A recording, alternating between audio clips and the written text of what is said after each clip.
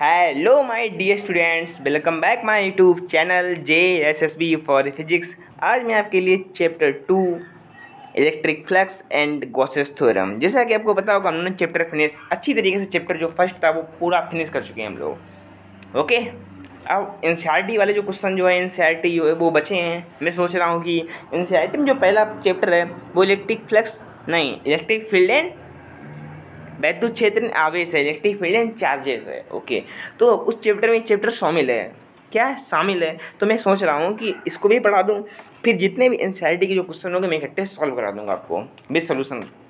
Okay, अच्छी तरीके से सॉल्व करेंगे। ओके, जिसने भी हमारे पहले चैप्टर की वीडियो ना देखे हो, प्लीज़ वो यूट्यूब पर टाइप करके JSB फॉर फिजिक्स, जैसा कि JSSB यहाँ पर लिखा वही टाइप करना। कई लोग अब कैसा भी टाइप करिएगा, अपना चैनल पॉपुलर हो गया यार, चिंता मत करिए। आप जहाँ लिखेंगे JSSB आप पूरा सर्च करिए, अपना चैनल आ जाएगा। ठीक है, इसी नाम का मेरी चैनल है, इसलिए आप टाइप करेंगे आ जाएगा। चलो बहुत हो गया, फिर से एक बार introduction. Hello my dear students, welcome back my YouTube channel JSSB for physics. आज मैं आपके लिए electric flux and Gauss's theorem लेके आया हूँ, चैप्टर जो 2 है। और स्टार्ट करते हैं। जैसा कि मैं आपको आज ओनली कॉन्सेप्ट लेके आया हूँ जो मोस्ट इम्पॉर्टेंट है, गॉस थ्योरम, या जिसे हम गॉस लॉ भी कहते हैं। आप कह गॉस थ्योरम, गॉस फ्लक्स के दो नाम कैसे, ये भी बताऊंगा। देखो, लॉ का कोई प्रूफ नहीं होता है, पर इसका प्रूफ है, इसलिए इसका नाम थ्योरम पड़ गया।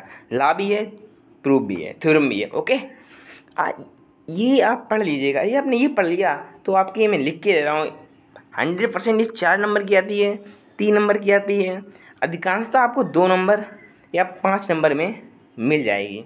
शायद 4 या 3 गलत बोल दिया, या फिर ये थोड़ी शॉर्ट पूछ देगा, फार्मूला पूछ देगा, और इसके मतलब कि फार्मूला से जो क्या, देखो ये देखो, जैसे कि फार्मूला से लिखा E बराबर इलेक्ट्रिक फील्ड है, ये पूछ देगा मतलब इसका मतलब क्या, जो फार्मूला उसकी शब्दावली का मतलब भी बताइएगा मुझे, या फिर आपको सीधे उसकी प्रूफ पूछ देगा, इसको प्रूव करिएगा।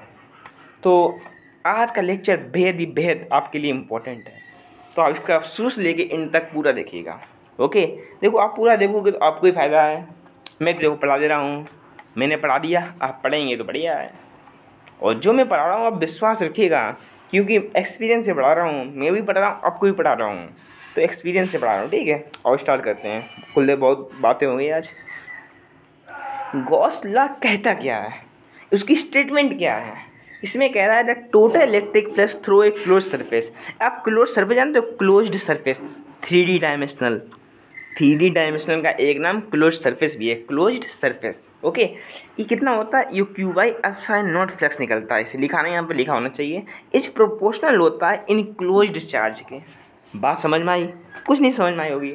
और फिर से एक नई मैं इंग्लिश में आपको डिफिनीशन बोल रहा हूँ, आप सुनिएगा क्या बोल रहा हूँ। देखो, द नेट इलेक्ट्रिक फ्लक्स, जो नेट इलेक्ट्रिक फ्लक्स है, द नेट इलेक्ट्रिक फ्लक्स, जितना भी हमारा इलेक्ट्रिक फ्लक्स फाई है, वो थ्रू एक क्लोज सरफेस, कोई भी एक क्लोज सरफेस ले लिया मैंने, उससे 1/ε0 times the net charge enclosed by the surface. यार क्या पढ़ा रहे, कुछ नहीं समझ में आ रहा है। ये आप लोग कह रहे होगे, चलो यार जाने में आपको जाना इंग्लिश में ले गया, चलो अब हिंदी भाषा में आते हैं, अपनी जो मातृभूमि है, जो मातृभाषा है अपनी। किसी बंद पृष्ठ से गुजरने वाला विद्युत फ्लक्स, कोई भी बंद पृष्ठ है, अरे कोई गॉसियन पृष्ठ है, क्लोज समझेगा ना, क्लोज सरफेस, ये बंद पृष्ठ है ना, तो किसी भी बंद पृष्ठ से गुजरने वाला विद्युत फ्लक्स जो φE होता है, जो यहाँ पर φE है, ये जो φE है वो क्या, φE है लिखा है, जो φE है वो क्या है, वो उस पृष्ठ, जो ये पृष्ठ था, जो गॉसियन पृष्ठ लो, कोई पृष्ठ ले लो, द्वारा परिबद्ध कुल आवेश का 1/ε0 गुना होता है। जैसे कि यहाँ पर क्या है, 1/ε0 गुना है। ओके, यह स्टेटमेंट है, इसे मैं आपको समझा नहीं सकता, इसको मैं आपको प्रूफ बताऊंगा, आपको कूलाम लॉ से भी मैं इसका प्रूफ बताऊंगा, आपको कैसे आया ये भी बताऊंगा, पर स्टेटमेंट आपको याद करनी पड़ेगी। आपको मैं कोई ट्रिक बताऊं, स्टेटमेंट कैसे याद करो, आप ऐसे करके स्टेटमेंट जैसे कूलाम का नियम था या लॉ पढ़ा उन्होंने, वो भी स्टेटमेंट था ना यार, उसे कोई याद तो करना पड़ेगा स्टेटमेंट को। ठीक है, होता क्या, देखो ये किसके इक्वल होता है, φE के इक्वल होता है, φE। ओके, ये इक्वल होता है φE के। ओके, ये क्लोज सरफेस का चिन्ह होता है, क्या, एक क्लोज्ड सरफेस, ये ऐसे कर देते हैं तो इसका मतलब होता है क्लोज्ड सरफेस। क्योंकि गॉस का जो नियम है वो क्लोज्ड सरफेस पे ही लागू है, E.dA, इसे हम ये भी कह सकते हैं, या Q इनसाइड, नेट इनसाइड है ये, अपॉन एप्सिलॉन नॉट। इसके ये 2 फार्मूले हैं। ओके, कब कब कब किसका प्रयोग करना ये आप कुछ समझ जाओगे, न्यूमेरिकल लगाऊंगा मैं। देखो यहाँ पर ई क्या है, देखो जो ई है वो इलेक्ट्रिक फील्ड है, आपको पता होगा। डी ये एरिया वेक्टर, जो कि मैंने पढ़ाया नहीं है। एरिया वेक्टर छोटी चीज़ है, क्या होती है, जो पृष्ठ के लंबवत हो।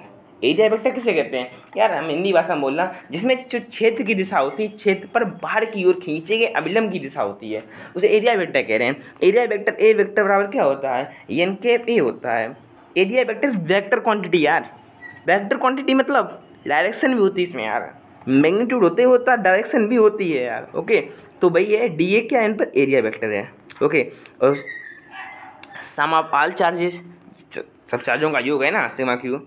और ये क्या, एप्सिलॉन नॉट, जैसा कि हमने आपको पहले चैप्टर में एप्सिलॉन नॉट में बहुत कुछ बताया है, तो आपको ये बताना नहीं पड़ेगा, तभी मैंने आपको लिख दिया।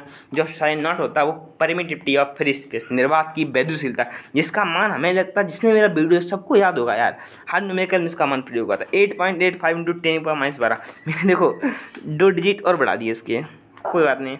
और इसकी प्रूफ देखें और अपने चित्र समझते हैं। हमने कोई भी गॉसियन सरफेस लिया, डेट इज गॉसियन सरफेस, कोई भी गॉसियन सरफेस लिया।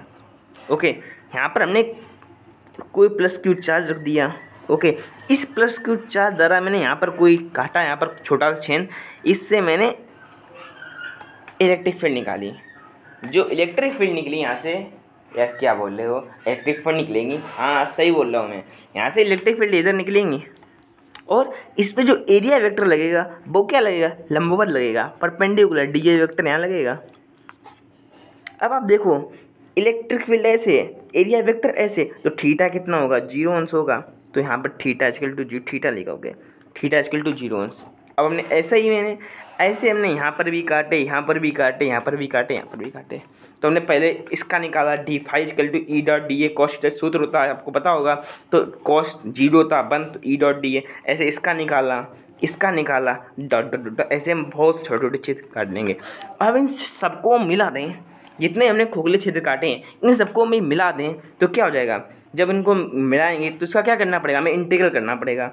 तो हम इंटीग्रल कर दिया d5 का, क्लोज सरफेस का। ओके, क्या इंटीग्रल किया, देखो कैसे किया, देखो हमने जब इंटीग्रल किया तो d5 का मान जो हमने ऊपर निकाला था ई डॉट डी ए, क्लोज सरफेस याद रखना, ई कांस्टेंट है, ई को बाहर निकाल लिया, हर जगह ई तो भाई है ना भाई, ई कांस्टेंट है। ओके, अब देखिएगा डी ए, अब डी ए का तो बहुत सारे, ये देखो ये यहाँ पर भी डी ए, यहाँ पर भी डी ए, यहाँ पर भी डी ए, यहाँ पर भी डी ए, ये सब मिलके क्या हो जाएंगे, एक कैपिटल ए हो जाएंगे। ओके ओके, अब देखो यहाँ पर क्या हुआ, ये सब मिलकर क्या हो गए, कैपिटल ए हो गए। तो फिर क्या किया मैंने, हमने आपको इतना तो पढ़ाया ही यार, कितना क्या कि ई जाएगा 1/4 एप्सिलॉन नॉट लिख सकते हैं, क्यू बाई आर का किसी बिंदु आवेश के लिए पॉइंट चार्ज के लिए ई का मान, ये 4 पाई आर स्क्वायर और कितना, क्यू बाई एप्सिलॉन नॉट बचा, क्यू बाई एप्सिलॉन नॉट। जो क्यू होगा वो नेट इनसाइड चार्ज होगा, अंदर का जो चार्ज होता है नेट इनसाइड चार्ज। आपको समझ में आया, ये थी पत्ती, कुछ कठिन थी, आपको हमने बिल्कुल शॉर्टकट बताई है। किताब में क्या क्या भाषा लिखी होती है, आप भाषा लिखो कहीं वो लिखो, आप भाषा लिखना चाहते हो भाषा मत लिखिएगा, यहाँ पर कोई भाषा की प्रयोग नहीं। फिर भी आप देखना तो हमने कोई गॉसियन प्रश्न लिया, उसमें हमने कोई प्लस क्यू चार्ज रखा, और प्लस क्यू चार्ज से हमने यहाँ पर चित्र काटा, यहाँ से ये सबको मिला के भाषा लिख सकते हो आप। ओके, कोई हार्ड लैंग्वेज है कुछ नहीं, ठीक है। आओ, हमें आपसे ऐसे बात किया था, मैं इसे गुलाम ला से भी बताऊँगा, देखो गुलाम ला से भी मैंने सॉल्व किया इसे। देखो Gauss's law to Coulomb's law से कैसे सॉल्व किया, देखो जैसा कि आपको पता phi electric flux E dot d A, जैसा कि हमने पीछे निकाला भी था, तो ई डॉट डी ए, तो E and D A R parallel even the surface के कैसे हैं, ये दोनों पैरेलल हैं। ओके, तो डी ए फाई बराबर होता क्या, होता तो ये Q net inside by epsilon not, जैसा कि आपने पढ़ा होगा कि जो 5e होता है वो क्या होता है, क्यू नेट इनसाइड बाई इसके इक्वल हो गया। ओके, अब ये क्या होगा, सरफेस एरिया होगा स्पेयर का, है तो भैया स्पेयर, ये स्पेयर का सरफेस एरिया 4π² होगा, तो ई निकालो कितना हो जाएगा, यानी ई कितना निकाला हमारा, देखो एक बार फिर से, जो हमने ई निकाला यहाँ पर, जो ई निकाला है, ई देखते हैं, देखो जो हम देखो ई निकला, ई बराबर जो हमारा निकला है वो क्यू इनसाइड चार्ज होगा, लिखना पड़ेगा, लिख दे रहा हूँ, ठीक है, 4π epsilon naught into r square. अब इसे एप्सिलॉन नॉट को हमें से निकालने 1/4π एप्सिलॉन, इसे बाहर निकालने 1/4π epsilon naught q by r square. देखो वही प्रूव हो गया, कूलॉम लॉ से इसको मैंने प्रूव कर दिया, ये देखिएगा। ओके, अब देखो ये भाषा मैंने यहाँ पर भी लिखी है, electric flux through any close surface surrounding A point charge Q given by Q by epsilon not and. देखो इसकी हम 100% आपको कह रहा हूँ, 99.99% आपसे कह रहा हूँ मैं कि इसकी स्टेटमेंट पेपर में पूछी जाती है। कभी कभी लॉन्ग में पूछेगा तो मैंने आपको पहले भी कहा कि प्रूफ पूछ देगा, शॉर्ट में पूछेगा तो इसकी स्टेटमेंट पूछ देगा। इसलिए मैं स्टेटमेंट इसकी 2 जगह लिखी है, यहाँ पर भी स्टेटमेंट लिखी है, एक यहाँ पर भी मैंने स्टेटमेंट लिखी, देखो ये भी स्टेटमेंट लिखी है। आप कोई भी स्टेटमेंट याद कर सकते हो, उसे लिख सकते हो। आपको हम तो अभी यूपी बोर्ड से हैं, ये सीबीएसई बोर्ड वाले इंग्लिश याद कर सकते हैं।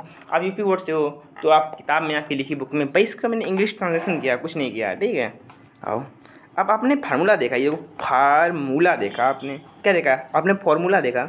ये इस फार्मूले से आपको क्या पता चला, देखो जो पता चला मैं आपको बता रहा हूँ। जो फार्मूला हमारा आया था वो क्या आया था, क्यू नेट इनसाइड चार्ज आओ तो बटे अब साइलेंट नॉट आया था, वो फाई ई के जो इक्वल था। ओके, वो क्या था, फाई ई के इक्वल था। ओके था, तो क्या हुआ इसमें आप देखते हो कहीं पर भी ये Gauss law is not dependent size, ये कहीं पर साइज पर इसके फार्मूले में कहीं पर साइज का जिक्र किया गया नहीं किया गया। अर्थात जो गॉस लॉ होता है, जो गॉस लॉ है, अभी गॉस लॉ कह सकते हो यार, थोड़ा उच्चारण वैसा हो जाता है, आप इस पर रिएक्ट मत करना, ठीक है। तो आप इसे कह सकते हो गॉस लॉ कह सकते हो, is not dependent of size, ये साइज पर डिपेंड नहीं करता है। यानी हमें फार्मूले में यदि कोई फार्मूला क्या, यदि कोई हमें सब न्यूमेरिकल दे दिया, उसमें उसकी साइज दे दी, तो आप साइज से घबरा मत जाना, उससे देखकर उसका कोई उपयोग ही नहीं होगा फार्मूले में यार, तो वो ऐसे दे दी, इज नॉट डिपेंडेंट है, आपको भ्रम करने के लिए उसने आपको क्या दे दी, साइज दे दी। तो आप ध्यान रखना, ठीक है। आज का लेक्चर इतना ही, अब हम आगे आपको ऑब्जेक्टिव सॉल्व कराएंगे। ओके ठीक है, आज के लिए इतना ही, जाओ पढ़ाई करो जाकर। गुड नाइट, गुड नाइट क्या यार, थोड़ी मॉर्निंग बना दो, गुड मॉर्निंग। जिस समय मेरी वीडियो देख रहे हो उस समय आपकी बेस्ट विशेष कह दो, ये बेस्ट से पहले क्यों नहीं देते यार, मैं आखिरी में देता हूँ, जो मेरी वीडियो आखिरी में देखिए उसको बेस्ट विशेष मेरी तो दिल से होती है, इसलिए ठीक है।